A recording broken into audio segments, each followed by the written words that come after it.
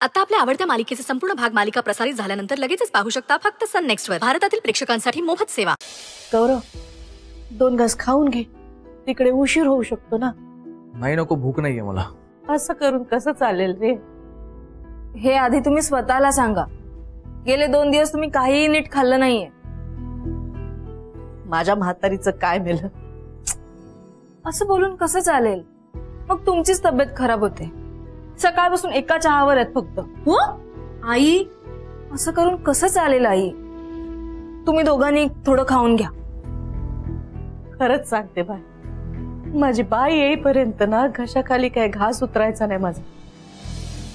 आज बाई येईल ना, पोटभर जेवेन मी. हा भाऊ, कॉफी आणू? नाही नको, निघतो.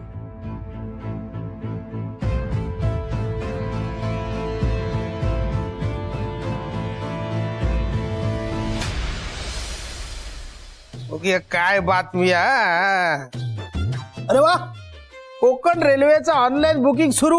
उपयोग काय? 3 महिने रिझर्वेशन मिळणार नाही. अरे बापरे, काय मीना मॅडम, सकाळी सकाळी माझी आठवण कशी काय येईल?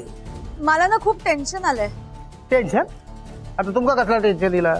त्या गिरीजाला बेल मिळाली तर? मला नाही मिळाली तर मिळाली. अहो असं कसं? मग सगळी गडबड होईल ना. तो कशात टेन्शन घेतात? असं काही एक होऊ चालेल शिरला का ना? नाही नाही, हे बघा, असं नुसतं म्हणून चालणार नाही. आपल्याला काहीतरी करायला हवं. त्या बघा मीनाताई, गिरिजाक बेल मिळतली किंवा मिळाची नाही ह्या काय मला माहित नाही. पण जरी समजा त्याला बेल मिळाली तरी घराकडे गेल्यानंतर त्याचं वनवास चालूच राहतो. शिरला का ना? म्हणजे? म्हणजे काय, त्याला सगळा भोगोचाच लागताला. ते कसं? हो, त्याची काळजी तुम्ही कशा करतास? मी असे ना. म्हणजे तुमच्या डोक्यात काहीतरी प्लॅन आहे? प्लॅन? जबरदस्त प्लॅन आहे. तुम्ही फक्त उघडे डोळे ठेवून बघत राहा. शिरला का ना? हा, हे बघा, मला ना गिरीजा आणि विक्रांतचं लग्न व्हायला नकोय. बाकी तुम्ही काहीही करा. अशा टेन्शन घेतात ह्या तर मी स्वप्नात पण होऊ देवतोय नाही. तसं असेल तर मग ठीकच आहे. लवकरच तुमका मी गुड न्यूज देतोय. चला ठेवा फोन, ठेवा. हा, ओके.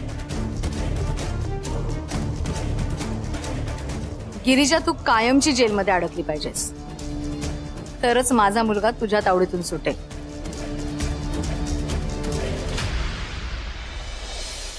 अहो वकील साहेब, पण कोर्ट बेल नाकारू कसं शकतं? विक्रांत, तू प्लीज शांत हो. अरे कसं शांत राहू मी राजा? बघ विक्रांत, ते आपल्या हातात नाहीये.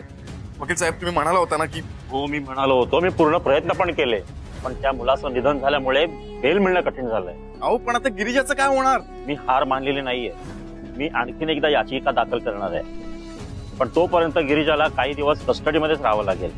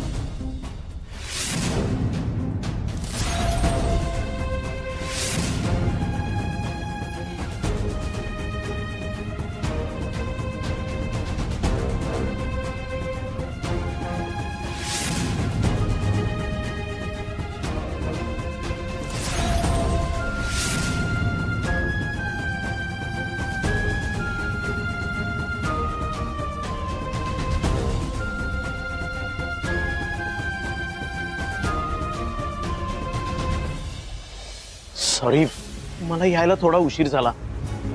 गिरिजा कुठे आहे? बाबा, गिरिजाला बेल नाही मिळाली. पण मग गिरिजा? तिला कस्टडीमध्ये ठेवलंय. सुर्वे साहेब, बेलचं असं कसं झालं? देसाई साहेब, प्लीज शांत व्हा. हे बघा, कोर्टाचा निर्णय आपल्याला मान्य करावाच लागेल. आपण आता पुढे काय करायचं? तुम्ही काळजी नका करू, आपण बघू प्रोसिजर प्रमाणे काय करता येईल ते.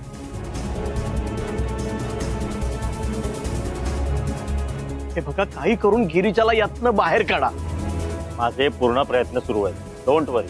सुरू साहेब, आपण ही केस फास्ट ट्रॅकवर घ्यायची का? त्याने लगेच काय होईल असं मला वाटत नाही.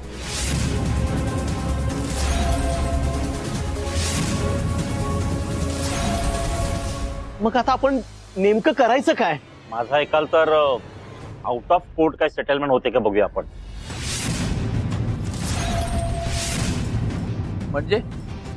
म्हणजे त्या पोराच्या मामा मामीला आपल्या बाजूने वळवायचं. करेक्ट. एकदा का त्याने केस मागे घेतली की विषय संपेल. पण ते भेटायला तयार होतील का? मी त्यांच्याशी बोलून बघतो. बघू भेटायला तयार होतात का. हे बघा, शेवटी प्रयत्न करणं हे आपल्या हातात आहे. अहो मग बोला ना लवकर. नको टेन्शन घेऊस. बाबा कसं टेन्शन नको घेऊ. बघा ना काय होऊन बसलंय. हे पण विक्रांत, तू टेन्शन घेऊन ही परिस्थिती बदलणार आहे का? अहो पण गिरीजा अजूनच अडकत चालली. तू असं खचून जाऊ नकोस. आपण पूर्ण प्रयत्न करू. प्रयत्न तर आता पण केले होते. काय झालं? गिरीजा सुटली. कदाचित आपले प्रयत्न अपुरे पडले असते. विक्रांत, तू अशी हिंमत हरू नकोस. आपण गिरीजाला लवकरात लवकर यातनं बाहेर काढू. हो की नाही सुर्वे साहेब? हो, आपण नक्की त्यांना बाहेर काढू.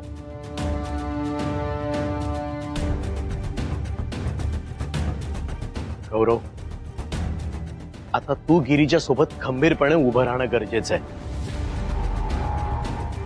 तू डगमगलास तर घरच्यांना कोण सांभाळेल? हो, कळतंय मला.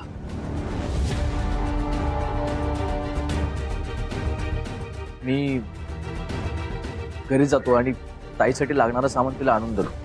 येतो. तुम्ही लवकरात लवकर समोरच्या पार्टीला सेटलमेंटसाठी विचारा. आणखीन एक, गिरीजासाठी कोर्टाकडनं घरच्या जेवणाची परमिशन घ्यावी लागेल. गिरीजा बिनमिठाचं जेवते. ठीक आहे, बघतो कसं करता येईल ते. येतो मी.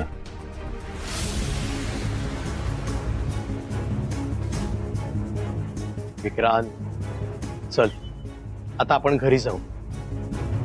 हो, मी पण निघतो. 2 कामं आहेत, ती आटपून संध्याकाळी भेटूया. टेन्शन घेऊ नकोस.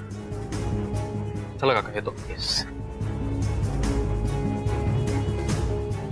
विक्रांत, अरे नको काळजी करूस. देव चांगल्या माणसांच्या बाबतीत कधीच निष्ठुर होत नाही. गिरीजाला काही होणार नाही. चल.